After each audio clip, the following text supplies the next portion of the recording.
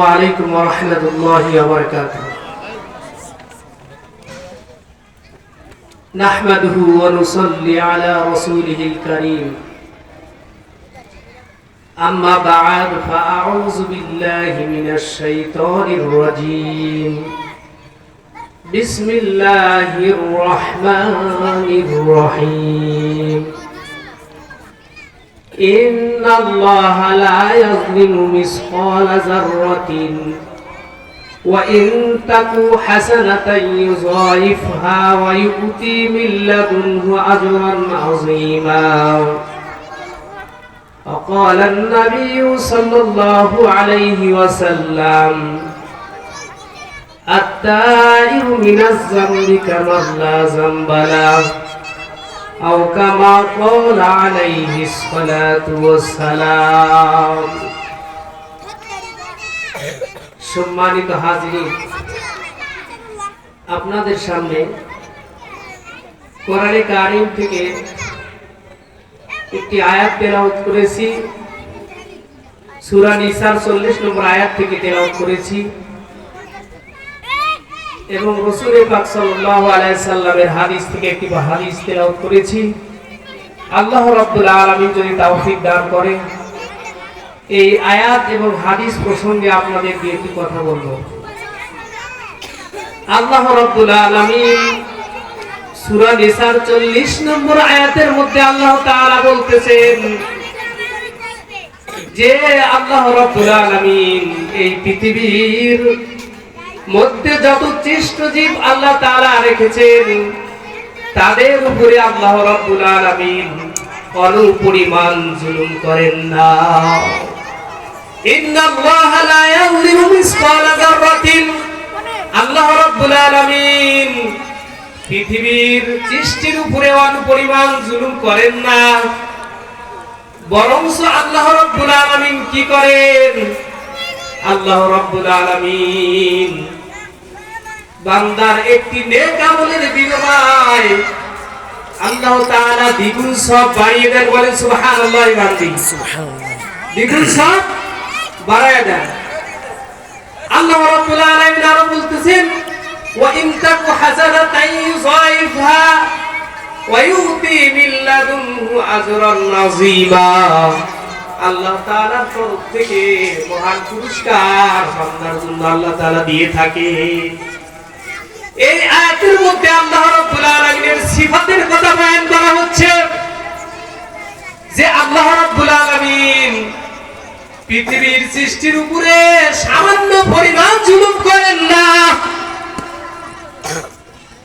কিন্তু মানুষ হইয়া আমরা মানুষের উপর জুলুম অত্যাচার করি। আজকে মানুষ হইয়া মানুষের সাথে আমরা খারাপ আচরণ করি, ঠিক কিনা ভাইরা? আজকে আমাদের ওই অনুভূতি হারিয়ে ফেলেছি। মহান রব্বুল আলামিনের সেই বিধানের কথাগুলো আমাদের অন্তর থেকে মুছে ফেলেছি। আজকে দুনিয়া পাওয়ার পরে দুনিয়ার মহাব্বত, দুনিয়ার টাকা পয়সার মহাব্বত, দুনিয়ার বাড়ি গাড়ির মহাব্বত, স্ত্রী বাল বাচ্চার মহাব্বত অন্তরে ঢুকে আল্লাহর কোরআনের যে বিধান সেইটা আমরা ভুলে গেছি, ঠিক কিনা ভাইরা? নবীর সুন্নাত আমাদের ভিতরে নাই, যার কারণে আমাদের এই অবস্থা। আজকে দেখেন পৃথিবীর মানুষ এত অশান্তি পেরেশানির মধ্যে কেন? অশান্তি পেরেশানি এই জন্য আজকে তারা সেই বিধানের উপর আমল করে না। বলতে পারেন যে ভাই আল্লাহর কোরআনের আয়াত যদি এইটাই হয়ে থাকে তাহলে আল্লাহ রাব্বুল আলামিন আমাদের উপরে কেন এত বালা মুসিবত দেন? এত বালা মুসিবত রোগ শোক কেন হচ্ছে? এটার কারণ নাকি? এটার কারণ কি? যে এটার কারণ হলো বান্দা আসল জায়গায় তো সে তরক করে নাই, আসল জায়গা সে ঠিক করে নাই, যার কারণে তার এই বালা মুসিবত গুলো আসতেছে।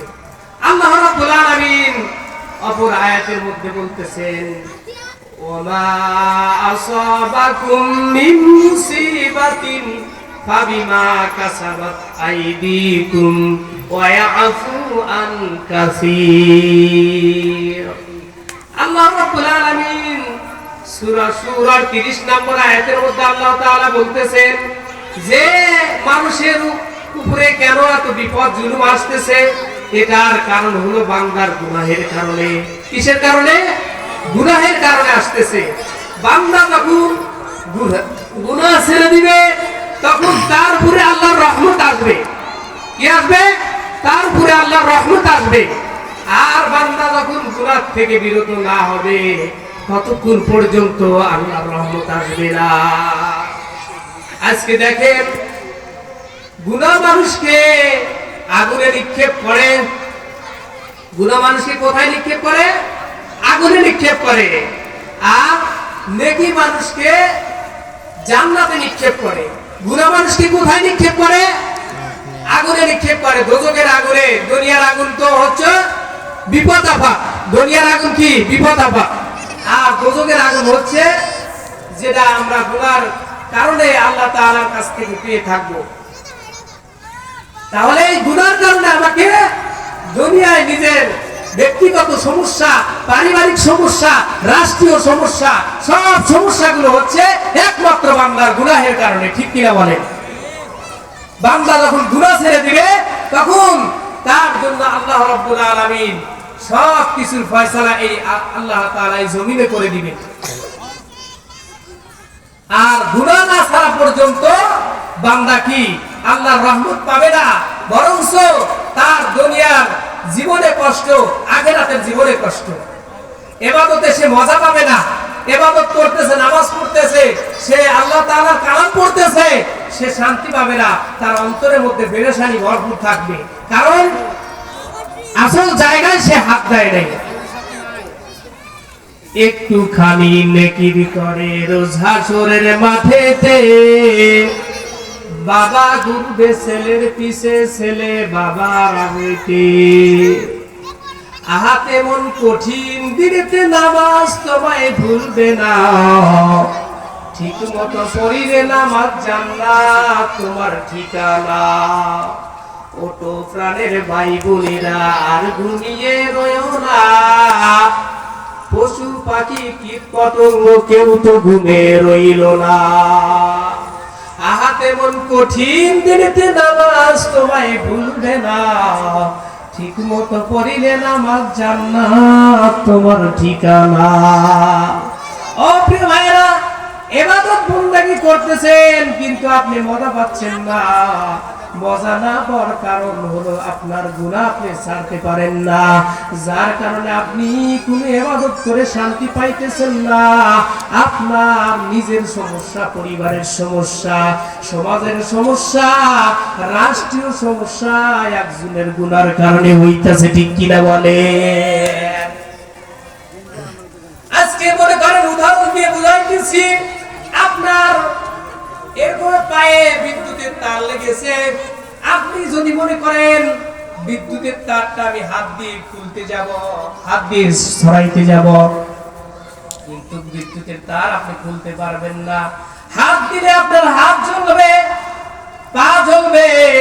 আপনি মেইন জায়গায় যদি সুইচ অফ না করে দেন তাহলে আপনি নিজেও ধ্বংস হবেন, সকলকে ধ্বংস করলেন। আরো সহজ ভাবে উদাহরণ দেই প্রিয় ভাইয়েরা, আপনার মনে করেন একটি পুষ্কুনি রয়েছে বা একটি কূপ রয়েছে, সেই কূপের ভিতরে একটি মরা বিড়াল পড়ে সেটা গন্ধ পরিণত হয়ে গেছে। সেটা আপনি পরিষ্কার করতে হলে আপনাকে আগে ওই মরা বিড়ালটা উঠাইতে হবে। ঠিক কিনা বলে? ওইটা পরিষ্কার না করা পর্যন্ত আপনার কূপ পরিষ্কার হবে না। ঠিক না? আপনি ওই মরা বিড়াল যদি কূপ থেকে না উঠান ততক্ষণ পর্যন্ত আপনার কূপ পবিত্র হবে না, যতক্ষণ পর্যন্ত আপনি মরা বিড়াল কূপ থেকে না উঠাবেন। প্রিয় ভাইরা, এইটার দ্বারা বোঝানো হচ্ছে বান্দার গুনাহ ছাড়তে হবে। গুনাহ তো অনেক প্রকারের আছে, গুনাহে সগীরা, কবিরা, শিরকি, বেদাতি, কুফরি, নেফাকি, সব গুনাহ আমাদের ভিতরে সীমাবদ্ধ। আমাদের গুনার কোনো সীমারেখা নাই, আমরা গুনাহ তো বুঝি না। আমরা দুনিয়ার জমিনে গরু ছাগল যেমন চলে এরকম ভাবে আমরা চলতেছি। সত্য গুনাও বুঝি না, বড় গুনাও বুঝি না, শিরক গুনাও বুঝি না, কুফরি গুনাও বুঝি না। না বোঝার কারণে আজকে আমরা দিন দিন ধ্বংসের পথে চলে যাচ্ছি। নিজের শান্তি কিভাবে আসবে সেটা তালাশ করতে গিয়ে নিজে অশান্তির আগুনের বেড়াজালে পড়ে যাচ্ছি। তওবা করে আবারও তওবা ভাঙ্গিলাম, অবশেষে খাঁটি তওবা করিলাম, অবশেষে খাঁটি তওবা করিলাম। বান্দা যখন জাহান্নামে চলিবে, ওগো মাওলা কেমনে চায়াও দেখিবে, ওগো মাবুদ কেমনে চায়াও দেখিবে। জীবনে না করিলাম বন্দেগী, গুনাহ করে কাটাইলাম জিন্দেগি, গুনাহ করে কাটাইলাম জিন্দেগি। তওবা করে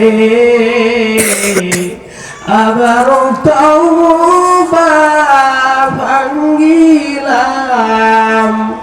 অবশেষে খাঁটি তওবা করিলাম। প্রিয় ভাইরা, সময় কম, মাগরিবের আযান হয়ে যাচ্ছে। আমরা এখন নামাজের জন্য প্রস্তুতি নেই। আল্লাহ তাআলার নিকটে বেশি বেশি দোয়া করি, আল্লাহ রাব্বুল আলামিন আমাদের সকলকে গুনাহ বর্জন করে ঈমান আমল নিয়ে কবরে ঢোকার তৌফিক দান করুক। আখিরি দাওয়ানা আলহামদুলিল্লাহি রাব্বিল আলামিন। আসসালামু আলাইকুম ওয়া রাহমাতুল্লাহ।